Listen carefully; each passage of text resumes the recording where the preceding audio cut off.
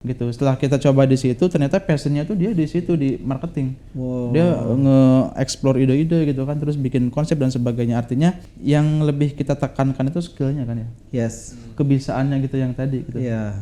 Ya sepinter-pinter kita aja. Bahkan teman-teman kelas itu saya bawain pomade, misalkan si A, B, C, lu mau beberapa?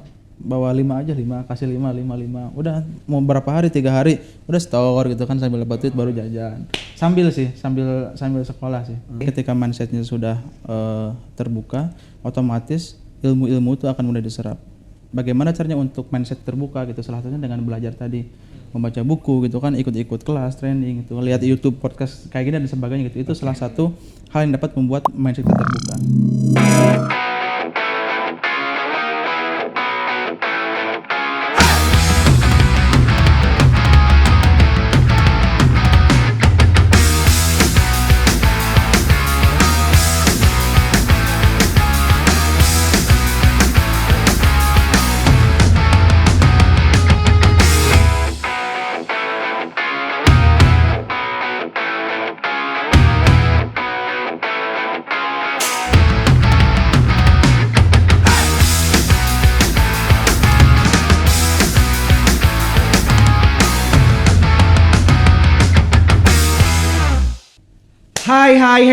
Hai CS Kehidupan. Assalamualaikum warahmatullahi wabarakatuh. Apa kabar nih semuanya? Pastinya sehat, semangat, sukses, bahagia terus pastinya.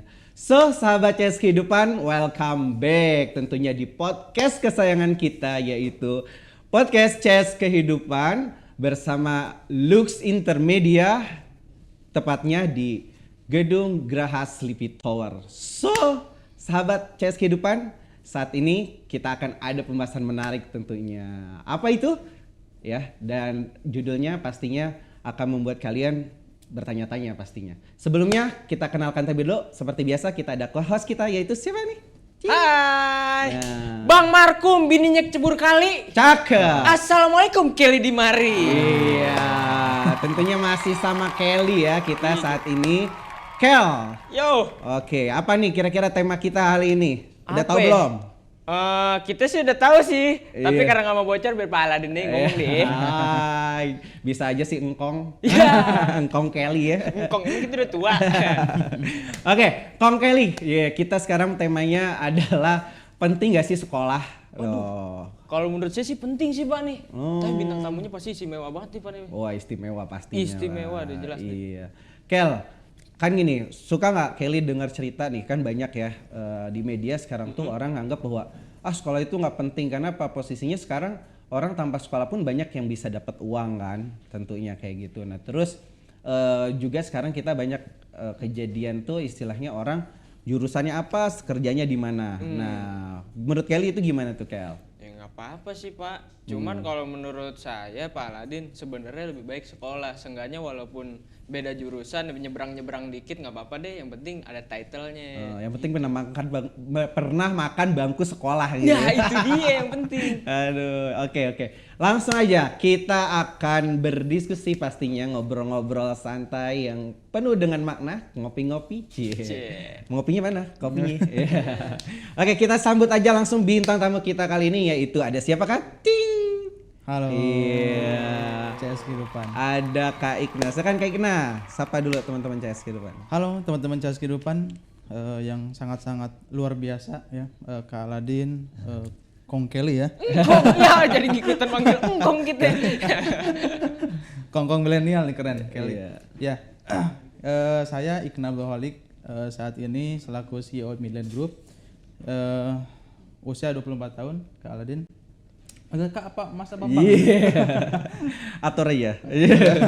Aladin cukup Aladin. Ya, Aladin usia 24 tahun, alhamdulillah saat ini diamanahi selaku CEO Midland Group dan ada beberapa entiti perusahaan, dan sesuai dengan tema kali ini bahwa saya juga dulu merintis Midland ini ketika masih di pendidikan kuliah. Woi, boleh tepuk tangannya dulu dong. Iya, jadi Kak Ikna ini adalah seorang entrepreneur muda ya, seorang developer tepatnya beliau membangun sebuah perusahaan namanya Midland Group ya, di mana di situ membangun unit-unit perumahan. Betul. Nah perumahan apa sih kelasnya masuknya middle ya, kalau itu ya? Middle. Iya kelas middle. Nah, oke Kak Ikna. Nah tadi kita tuh sedikit udah ini ya dialog nih istilahnya sama Kelly bahwa kita tuh jadi Kak Ikna ini sebelumnya teman-teman semua harus tahu dulu bahwa Kak Ikna saya itu sama backgroundnya sebenarnya pendidikan, hanya kita kalau saya mungkin masih tetap bagaimanapun di edupreneur ya. Edupreneur itu adalah basis di mana kita punya usaha tetapi di bidang pendidikan. Nah kalau Kak Ikna ini kan juga seorang sebenarnya Kak Ikna juga sarjana pendidikan ya, tetapi posisinya dan sekarang lagi lanjut S2-nya di kampus BINUS ya. Betul. Untuk manajemen apa? Creative marketing. Oh, creative marketing. Nah, tapi di sini tentunya kan sebenarnya Kak Ikna ya tadi kita sedikit diskusi. Nah, menurut Kak Ikna sendiri pendidikan itu seperti apa sih sebenarnya gitu? Dengan apalagi sekarang ini banyak dinamika seperti itu. Silakan Kak Ikna. Baik. Ya. Jadi menurut saya yang dapat merubah peradaban itu pertama dengan pendidikan, kedua dengan budaya. Gitu. Artinya pendidikan dan budaya. Apa yang saat ini terjadi, baik itu dinamika perubahan sosial, kultur, ekonomi gitu kan, teknologi dan sebagainya, itu impact dari pendidikan. Dan perubahan-perubahan yang terjadi saat ini gitu kan dari masa ke masa itu karena kemajuan suatu ilmu atau pendidikan. Jadi menurut saya sangat-sangat penting untuk pendidikan gitu. Untuk apalagi untuk kita ya di usia muda saat ini, para generasi muda, pendidikan ini sangat-sangat wajib. Dan pendidikan ini kan sebetulnya luas konteksnya ya. Yes. Gitu. Artinya pendidikan ini ada pendidikan non formal, ada pendidikan formal gitu kan, dan masih banyak macam lainnya lagi gitu kan saat ini.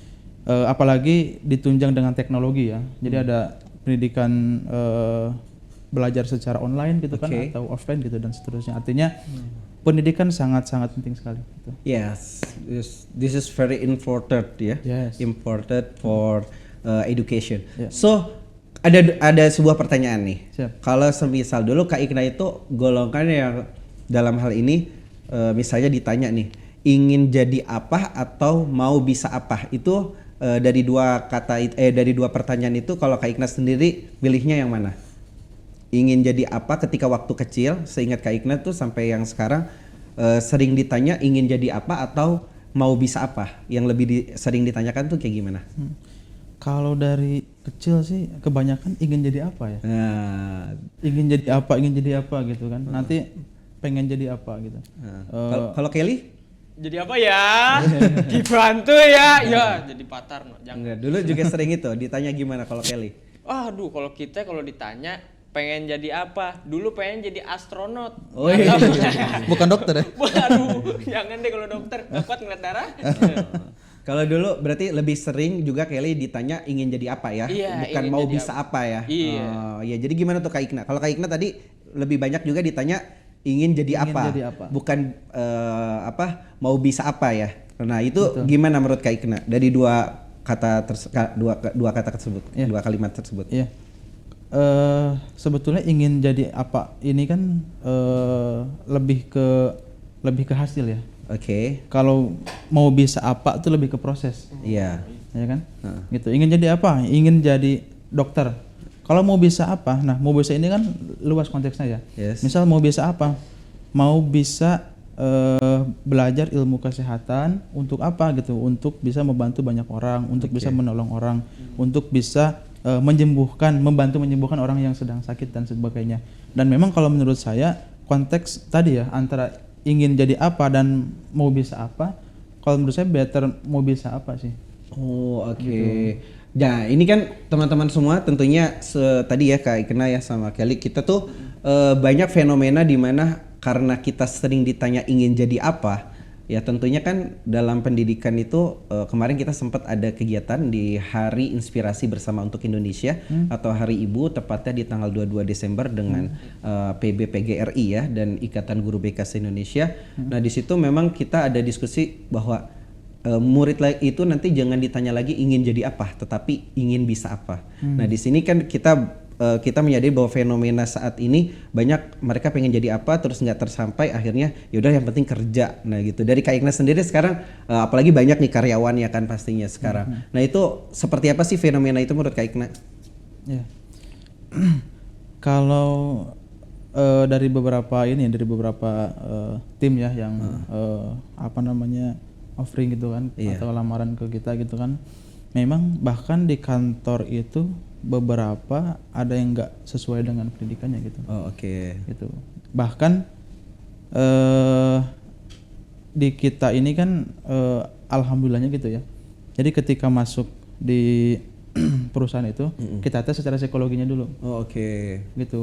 Jadi sekalipun misalkan dia jurusannya A tapi sebenarnya passionnya itu di B, ya kita bantu arahkan di posisi B gitu.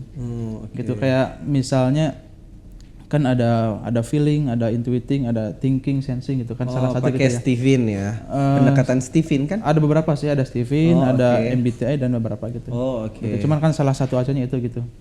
Jadi kalau misalkan marketing itu harus ada F sama S-nya gitu. Terus kalau misalnya yang keuangan tuh ada T-nya thinking gitu kan, biar terperinci dan sebagainya gitu.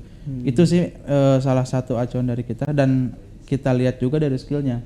Karena ada salah satu tim ya, sebenarnya dia ini expertnya itu di majalah, di berkaitan sama imajinasi gitu kan, berkaitan sama ide-ide gitu kan. Nah kemarin kita tempatkan di hal-hal yang berkaitan sama terperinci gitu, jadi nggak sesuai kan gitu. Setelah kita coba di situ, ternyata passionnya tuh dia di situ, di marketing. Dia nge-explore ide-ide gitu kan, terus bikin konsep dan sebagainya. Artinya yang lebih kita tekankan itu skillnya kan ya, kebisaannya gitu yang tadi gitu. Gitu sih. Jadi memang fenomena sekarang ini, kalau walaupun dia sekolah, misalnya kita kan sekolah dari TK ya, bayangin TK, SD, SMP, SMA, terus akhirnya ada sebuah penjurusan lalu didetailkan lagi intensifnya itu di perkuliahan kan gitu ya. Nah, Kak Ikna ini jadi sahabat CS Kehidupan, kebetulan beliau adalah sarjana sebenarnya pendidikan Islam, tapi dia sekarang bergelut di bidang properti ya. Nah makanya di sini bolehlah ceritakan ya sedikit, pastinya kalau misalnya cerita dari nol nih Kak Ikna ini juga sebenarnya asalnya dari Garut ya, dari Garut beliau, terus juga istilahnya tuh merantau di Jakarta sehingga mengawali bisnisnya bahkan mulai dari COVID ya pada saat itu ya, untuk membangun bisnis properti ini. Nah itu boleh dong ceritakan sejarahnya, terus gimana tuh membangun istilahnya dalam sisi dengan pendidikan dan usaha itu dengan bisnis itu bisa berjalan beriringan gitu kan. Siap. Sebelum saya mulai ke itu ya, perjalanan saya gitu kan. Story. Sebenarnya saya ingin ini juga sih menyampaikan ini ya, kayak stigma di masyarakat itu kan, percuma kuliah, percuma kalau misalkan sekolah tinggi-tinggi, kalau misalkan nantinya cuma jadi A, cuma jadi B gitu. Itu kan stigma di masyarakat ya. Dia aja ada tuh yang cuma lulusan SMA atau nganggur malah sukses gitu, malah banyak uang gitu. Itu menurut saya statement yang perlu kita luruskan ya. Gitu. Jadi kalau menurut saya ketika kita berpendidikan, sekolah ataupun kuliah, itu untuk apa? Untuk meningkatkan kualitas diri kita. Gitu. Kalau misalkan mau kaya, sisi ekonomi, ya udah belajar bisnis aja, gitu kan. Artinya nggak apple to apple, gitu. Jadi nggak bisa dibandingkan antara kita kekayaan dengan meningkatkan kualitas diri, gitu kan. Pasti dari yang beberapa saya lihat, ketika dia yang pernah berpendidikan, gitu kan, dari cara berpikir, cara bersikap tuh berbeda sih gitu. Karena kan sebetulnya ketika kita kuliah itu bagaimana caranya ketika kita berpikir atau menyelesaikan suatu persoalan itu secara terstruktur. Lalu ketika memandang sesuatu itu dari berbagai sisi gitu kan. Gitu. Artinya pandangannya lebih luas. Gitu. Artinya nggak bisa disamakan orang yang berpendidikan terus diacui di patokannya itu ke kesuksesan setelahnya tuh. Gitu. Gitu. Lalu saya pun juga lahir dari keluarga pendidikan sih. Gitu. Jadi orang tua ada yayasan di Garut gitu kan, yayasan ada PAUD sama MTS ya, sama MA-nya gitu. Dulu kan ayah almarhum sebelum meninggalkan legacy ya gitu. Legacy yayasan yang saat ini dilanjutkan oleh kakak dan kakak pertama, kakak kedua gitu kan. Nah, dan saya pun juga beberapa dari keluarga itu kebanyakan di pendidikan dan mungkin kebanyakan juga dia ini salah satu hal yang merubah nasibnya ketika beliau pendidikan gitu kan. Gitu. Dulu saya tuh SD di Garut gitu kan, SMP juga di Garut. Saya SMA tuh ada 4 saya. Ada 4 sekolah gitu. Jadi Garut 1, di Jakarta sempat pindah 3 kali gitu. Wih, pindah 3 kali, bayangin SMA ada 3 sekolah. Apa aja tuh? Ya, jadi dulu sekolah negeri di Garut gitu kan, di Jakarta 2 kali di swasta. Pas lulus alhamdulillah dapat negeri lagi gitu. Wih, Jadi kalau reunian tuh rame, ada 4. Rapotnya rame kayak pasar malam. Iya. Tadi gimana tuh Kak Ikna? Jadi memang kan gini ya, bukan hanya yang di dalam negeri aja sih ya kejadian fenomena mereka itu yang kuliah, misalnya sambil usaha. Gue juga sebenarnya juga setelah gue dari Peloso tuh kan dulu sempat intensif dulu 2 tahun untuk 4 semester ya kan, lanjut terus di Stit Darul Fatah itu. Nah itu memang posisinya gue juga sambil usaha pada saat itu gitu. Jadi ya emang explore lah, emang kata yang gue pelajari gitu dari inspirator kita tuh ya kuliah sambil belajar, tapi bagaimana mengkondisikannya aja gitu kan. Nah tadi Kak Ikna gimana tuh story-nya kok bisa sampai ibaratnya sekarang sambil kuliah tapi bisa sambil bisnis, bahkan bisnisnya ini bukan bisnis sembarangan ya, maksudnya dalam sisi yang nggak mudah gitu untuk membangun sebuah bisnis develop atau seperti properti itu. Gimana Kak Ikna tadi? Story life-nya dong. Cie. Sama tipsnya langsung aja, sama tipsnya nih biar kita nih Kel ya harus walaupun kuliahnya jalan, nah ya kan, terus juga bisnisnya ada, itu gimana tuh? Nah itu dia tuh, makanya kita nanya sama saya, boro-boro, entrik, dapetnya juga saya ngegas jadi. Gimana? Ya, Bapak? jadi kalau saya tuh sebetulnya memang dari SMP tuh senang tuh ngelihat daftar orang terkaya Indonesia siapa gitu kan, gitu. Terus dulu kan sering lah ngelihat kayak Abu Jalal Bakri yang punya TV dan sebagainya gitu. Saya tuh terinspirasi dari situ, gitu kan. Nah pas pindah ke Jakarta, saya kelas 2 SMA tuh mulai merintis, gitu kan. Merintis usaha dulu saya, kan saya suka pomade ya. Oh iya. Iya, suka pomade. Klimis banget. Suka pomade. Pak. Rambut panjang. Iya, suka pomade. Terus saya mikir kalau misalkan saya beli kan mahal juga dulu ya. Kenapa nggak bikin gitu kan? Nah, dulu tuh ada kenalan lah, kita minta bantuin dana gitu kan. Investor emang dari dulu senang ngelobi-lobi gitu. Boleh. Akhirnya cair, terus saya pelajarin tuh ada minyak rambut kan, terus saya pelajarin di apa namanya? Ingredientsnya kan. Oh bahannya ini kita pesen, kita coba racik, sempat hampir 15 kali gagal tuh sampai dapat ke formula yang pas gitu kan. Itu sampai akhirnya jadilah gitu, mereknya dulu The Rich gitu kan. Jadi pas masih sekolah itu dulu jualan minyak rambut. Gitu. Jadi jajan pakai minyak kelapa ya. Ada minyak kelapa. Ada minyak kelapa juga. Ada juga. Ada juga. Jadi pomade yang natural ya. Bukan minyak sayur ya. Oke, sayur. Mahal sekarang minyak. Nah, itu gimana menyeimbangkan? Mungkin kan kalau dulu kan kita pakainya P2K ya. Mungkin kalau teman-teman yang negeri itu kan agak sulit untuk menyesuaikan karena tugasnya juga banyak, mereka juga mungkin aturannya juga lebih padat ya kan kalau teman-teman yang negeri. Jadi untuk menyeimbangkan kadang organisasi aja juga sudah bimbang mereka kan. Karena makanya kalau mungkin teman-teman yang ngambilnya kelas karyawan, P2K atau katakan universitas terbuka, kalau Kelly kan emang dari dulu dia homeschooling karena memang di entertain kan jadwal syuting itu nggak ini ya, nggak menentu ya. Apalagi kalau masih apa namanya PPU ya kan. Sudah standby dari pagi sampai malam, syutingnya cuma satu scene lagi ya. Mana rame banget lagi kan di WA naskah semua. Nah, ini yang mana dialog kita tahu cuma satu baris. Iya. Iya, gimana Kak? Selan Jenderal. Iya. Sebenarnya karena keadaan sih. Jadi dulu kan kelas 2 SMA tuh saya bilang ke ibu kan di Garut kan, saya bilang, "Bu, udah nggak usah transfer lagi uang jajan buat saya gitu." Ya, transfernya ke kita aja. Saya mau mandiri gitu. Gitu ya, karena keadaannya kita mau gak mau kan harus jajan, harus ada penghasilan gitu kan. Ya sepinter-pinter kita aja. Bahkan teman-teman kelas itu saya bawain pomade, misalkan si A, B, C, lu mau beberapa? Bawa 5 aja, 5, kasih 5. Udah mau berapa hari, 3 hari, udah store gitu kan, sambil dapat duit baru jajan. Sambil sekolah sih. Gitu artinya ya tugas terselesaikan gitu kan, ya kita juga ada penghasilan sambil belajar. Itu bagaimana pinter-pinter kita ngaturnya aja sih. Gitu. Kalau dulu saya gitu. Jadi teman-teman kelas itu saya libatkan buat ikut jualan gitu. Oke, berarti banting setir dari sarjana pendidikan ke bisnis ini. Jadi gimana nih nantinya? Iya, sebenarnya memang Visinya. dari awal tuh saya pengen jadi pengusaha sih. Oh, oke. Iya, saya pengen jadi pengusaha sampai saya kuliah itu saya udah coba di bidang tadi kan pomade gitu kan, fashion, di bidang kuliner, di clothing juga udah gitu kan. Dulu sempat ikut-ikut bazar jualan juga. Di pendidikan juga pernah, saya dulu sempat buka bimbel juga. Oh iya, gitu. sekarang pun masih ngurusin sampai itu. akhirnya di properti gitu. Nah, kalau yang properti ini kan memang waktu pas Covid. Oke. Pas Covid. Jadi waktu itu semester 6 saya bilang ini Covid kelas online nih gitu. Nih banyak waktu nih gitu kan yang perlu belajar apa nih.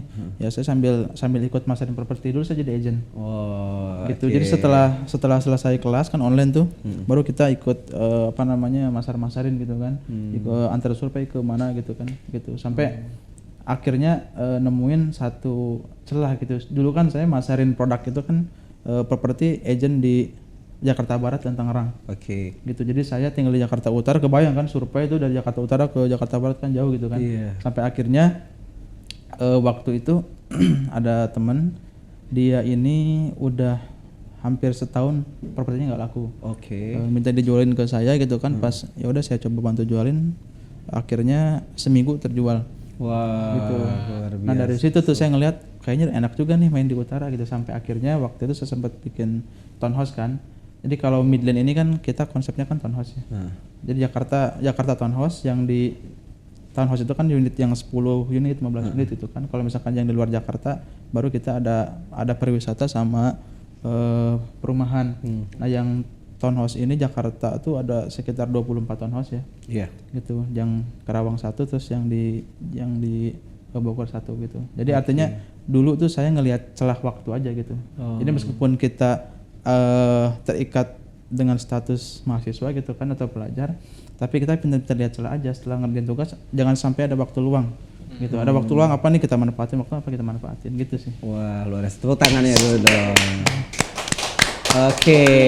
Kak Ikna, bolehlah langsung closing statement, karena emang pastinya nih banyak hal yang kalau kita bahas tuh wah nggak akan habis-habisnya nih ya. Ilmu dari Kak Ikna, pengalaman dari Kak Ikna pastinya, inspirasi dari Kak Ikna. Nah Kak Ikna, tolong berikan kita tips ya, motivasi untuk bagaimana sih tetap istilahnya antara pendidikan terus juga dengan bisnis itu bisa beriringan dengan baik kedua-duanya. Silakan Kak. Siap. Jadi pertama seseorang itu bisa berubah karena mindsetnya gitu. Oke. Jadi ketika mindsetnya sudah terbuka, otomatis ilmu-ilmu itu akan mudah diserap. Bagaimana caranya untuk mindset terbuka gitu? Salah satunya dengan belajar tadi, membaca buku gitu kan, ikut-ikut kelas, training gitu, lihat YouTube, podcast kayak gini dan sebagainya gitu. Itu salah satu hal yang dapat membuat mindset kita terbuka. Lalu setelah itu kita pinter-pinter cari celah dan berinovasi gitu. Yes. Gitu. Jadi saya pikir ketika kita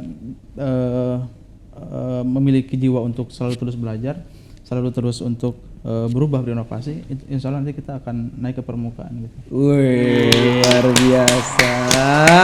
Katanya super banget ya. Nah kalau gini tuh sebutannya sudah jadi jenderal kehidupan. Ya.